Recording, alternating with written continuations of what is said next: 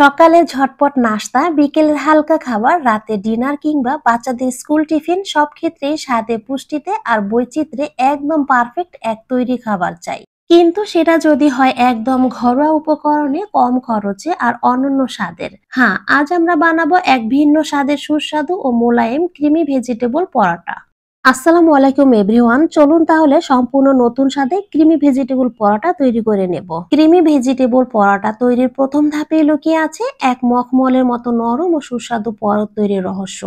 শুরুতেই শুভ্র কোমল নরম তুলোর মতো 2 কাপ আটা নিয়ে নিচ্ছি।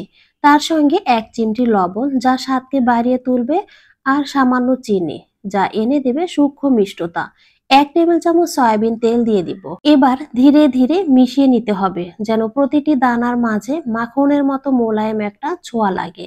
এরপর আস্তে আস্তে পানি মেশাতে হবে, যেন প্রতিটি কণা একত্রে জড়িয়ে গিয়ে সৃষ্টি করে অপূর্ব মসৃণ এক ডো। ডো তৈরি হলে তাকে অবশ্যই বিশ্রাম দিতে হবে মাত্র 10 মিনিট। এই অপেক্ষাই তো পরোটার পরতকে করবে আরো লেচ্ছাদার, আরো মোলায়েম।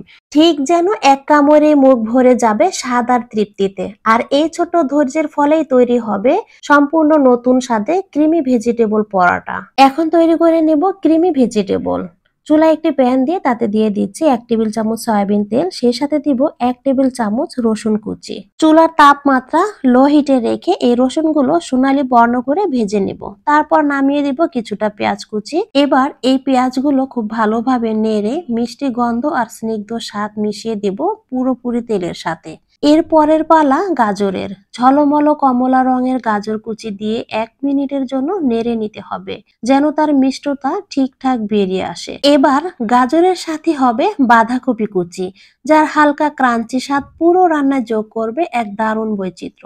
তারপর স্বাদকে নিখুঁত করতে দিতে হবে 1 চিমটি লবণ, ঝাল বাড়াতে মরিচের গুঁড়া আর সোনালী উষ্ণতার জন্য 1 চিমটি হলুদ।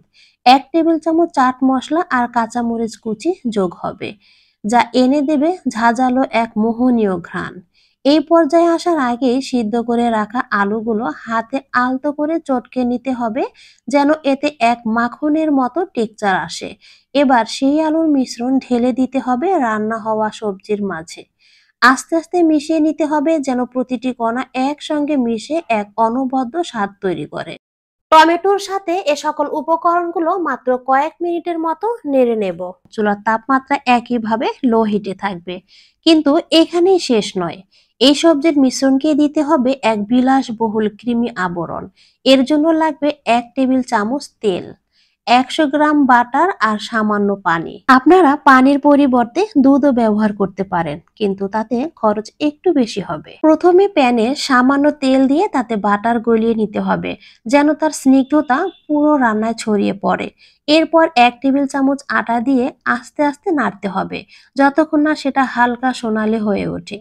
এবার সামান্য পানি দিয়ে নাড়তে থাকলেই তৈরি হয়ে যাবে এক অপূর্ব মিশ্রণ ক্রিম। চুলার তাপমাত্রা কিন্তু একদম লো হিটে রেখে এই কাজটা করে নিতে হবে, তা না হলে নিচ থেকে আবার পুড়ে যাবে। কিছুক্ষণ নাড়ার পর যখন দেখবেন মোটামুটি ঘন হয়ে এসেছে, তখনই ট্রাই করতে হবে ক্রিমের টেক্সচার পারফেক্ট হয়েছে কিনা। এখনো কিন্তু অনেকটা লিকুইড আছে, খুব সহজেই পড়ে যাচ্ছে। আরো কিছুক্ষণ নেড়ে একটু ঘন করে নিতে হবে। এই পর্যায়ে কিন্তু এখন পারফেক্ট ভাবে তৈরি হয়ে গেছে, একটু ঘন হয়ে পড়ে যাচ্ছে। এবার এই মাখনের মতো ক্রিম মিশিয়ে নিতে হবে রান্না করা সবজির সঙ্গে। ভালো করে নাড়িয়ে নিতে হবে, যেন প্রতিটা সবজির কণা ক্রিমের নরম স্পর্শে মিশে গিয়ে তৈরি করে এক স্বপ্নের মতো মোলায়েম সুস্বাদু ক্রিমি ভেজিটেবল। সবজিগুলোতে কতটা পারফেক্ট ভাবে ক্রিমি টেক্সচার আনতে পেরেছি, আশা করি মিশ্রণটি দেখে আপনারা বুঝে নিয়েছেন। কতটা টেস্টি হয়েছে কিছুটা হলেও আন্দাজ করতে পেরেছেন। মিশ্রণটি ভালোভাবে মেশানো হয়ে গেলে অবশ্যই গরম পাত্র থেকে নামিয়ে নিতে হবে। দীর্ঘক্ষণ এই গরম পাত্রে মিশ্রণটি রেখে দিলে ক্রিমি টেক্সচার একদম নষ্ট হয়ে যাবে। তাই মেশানো হয়ে যাওয়ার সাথে সাথে চুলা বন্ধ করে দিয়ে মিশ্রণটি অপর একটি পাত্রের সাথে সাথেই ট্রান্সফার করে নিতে হবে। এতে করে এই মিশ্রণটির ক্রিমি টেক্সচার একদম সঠিকভাবে থাকবে। ঠান্ডা এই পাত্রটিতে সবগুলো মিশ্রণ নিয়ে নিচ্ছি, তারপর একটু ছড়িয়ে দিয়ে দ্রুতই ঠান্ডা করে নিতে হবে। এইদিকে 10 মিনিট পরে অমসৃণ এই ডো নরম আর কতটা মসৃণ হয়ে গেছে আশা করি দেখে বুঝে নিয়েছেন। আরো 1 মিনিট সময় নিয়ে আমি একটু মথে নিচ্ছি। এবার এই ডো থেকে ছোট ছোট লেচি কেটে নেব। আমি পরোটাগুলো পাতলা করে তৈরি করব, তাই ছোট ছোট লেচি কেটে নিচ্ছি আমার পছন্দ মতো। আপনারা আপনাদের পছন্দ মতো ছোট বা বড় করে তৈরি করে নিতে পারবেন। আর লেচিগুলো অবশ্যই কিন্তু ঢেকে রাখতে হবে। এখন একটা লেচি দিয়ে এরকম পাতলা একটি রুটি তৈরি করে নিয়েছি। এবার ক্রিমি ভেজিটেবল গুলো দিয়ে দিচ্ছি। পুরের পরিমাণটা একটু বেশি দিলে খেতে কিন্তু বেশ ভালো লাগে। পুরগুলো কিছুটা জায়গা জুড়ে একটু ছড়িয়ে নেব। তারপর এইরকম ত্রিভুজের মতো একটা শেপ দিয়ে তৈরি করে নেব। আপনারা আপনাদের ইচ্ছে মতো কিন্তু শেপ দিয়ে পরোটা তৈরি করে নিতে পারবেন।